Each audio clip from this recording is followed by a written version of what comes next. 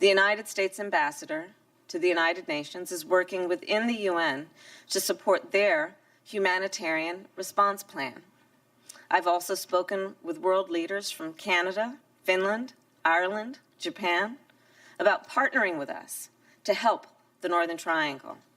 And for our part, the United States has announced that we will send an additional $310 million to the region. Why are we helping the Northern Triangle? That was, of course, the Vice President announcing an additional $310 million to aid Northern Triangle countries in Central America. We're talking about Honduras, El Salvador, and Guatemala. Kamala Harris there blaming the crisis on several issues, one being a, quote, lack of climate adaptation. Joining us now to discuss this is the former acting border commissioner and a visiting fellow at the Heritage Foundation and a Newsmax contributor, Mark Morgan. You're already shaking your head. I'm right there with you. I watched this play out yesterday. First of all, nice to have you back on the show. What is a lack of climate adaptation? I have no idea. What I do know, though, is you notice how she's talked to everybody except for the border security experts from the United States on the southwest border. I hope the American people are paying attention to that. And look, we have to continue to work with Central America, obviously. But guess what? Shocker, even though this administration is trying to spin it otherwise, we worked with them all 4 years under the Trump administration, and other administrations have worked with them as well. Look, I got it. We have to continue to work with Central America where it makes sense, and let's do so reasonably. But that is not mutually exclusive from, we have to make sure our own laws, our own policies are in order to de-incentivize and put integrity back in the system. You have to have both of those working together effectively to actually address the illegal immigration crisis. And that's one thing she didn't even mention. She just seems like she's in over her head. And I think to Americans watching, they must say, like, the problem exists on the border of 4 U.S. states, California, New Mexico, Arizona, and Texas. And Mexico. Why are we not addressing the situation right there? Why are we going further south to the Northern Triangle? It's been 43 days now. I think it's pretty clear that our border leader, Kamala Harris, has no plan to ever go to the border. But are you surprised that other Democrats, other prominent Democrats, haven't gone down there to take a selfie yet? I am that we haven't seen more. There have been a couple. Representative Henry Cuellar, he's been vocal, calling this out for the crisis that it is, but it's been very few and not enough. We need to hear more from the Republicans as well. Now, there's been a tremendous amount of Republicans that have actually gone down to the border, but we need to hear more from them. And lastly, what I'll say is we need to continue to have states stepping up and pushing back against what I believe are these unlawful, unconstitutional policies from this administration. Look, the state of Texas is doing a great job. There's another great patriot, Tom Holman, that's helping them. I'm helping them as well to continue to push back against this administration. Yeah, 175,000 illegal crossings in April alone. That's the most we've seen in almost 25 years. It's just ridiculous. I want to play another soundbite from the Vice President speaking during a recent visit. Take a listen.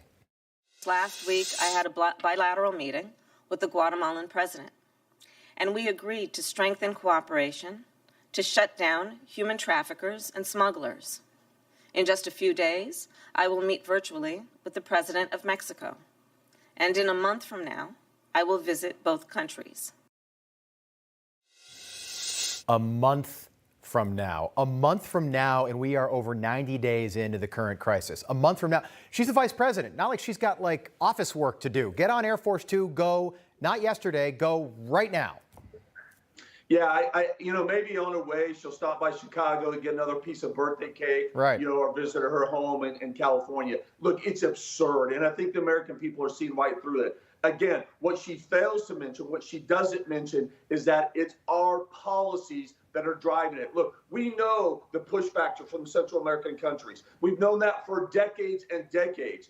And we also know that smugglers and trafficking and the devastation that these immigrants experience on the way up here are driven by our own policies. Look, if people just take a few minutes to Google and get the facts, they'll see in Central America, look, as everything stayed consistent in Central America, we saw the illegal immigration flow up and down. And why? That was based on U.S. policies, not what was going on in Central America. Those are the facts. Yeah, I want to play this from White House Press Secretary Jen Psaki as well. I found this fascinating. So we're a little more than 90 days into this crisis really picking up. Joe Biden took the oath of office on January the 20th. The blame is now being put, and Democrats are very good at this. They're very good at this. They're now putting the blame on Donald J. Trump. Take a listen. After coming into office, our administration immediately jumped into action to address the influx of migrants at the border, something that began during and was exacerbated by the Trump administration. Mark, your thoughts. I don't even know where to begin. It's a blatant lie. The Biden administration inherited the most secure U.S.-Mexico border in the history of this country, inherited a network of tools, authorities, and policies that were effective. And we were getting better every single day to actually deal with the root causes of the illegal immigration issue. This administration, with a political pen, systematic, we know the Remain Mexico policy, gone. Our actual agreements with Central America, gone. The wall system, gone. I can keep going on and on. That's the truth. What she just said is an absolute blatant lie, and the American people need to understand what they're saying is just absurd. Yeah. The gaslighting of Americans when it comes to the situation on the border continues. Mark Morgan, we have to leave it there. Good stuff as always. Good to see you again. Come back and see us. You bet. Thank you. Hey, I'm Rob Finnerty. Thanks for watching. If you enjoyed this video, please join the conversation in the comments below. Don't forget to subscribe, too. Hit the bell icon to be alerted to breaking news. And remember, there's a whole lot more on Newsmax TV, America's fastest growing cable news network. Newsmax TV, we're real news for real people.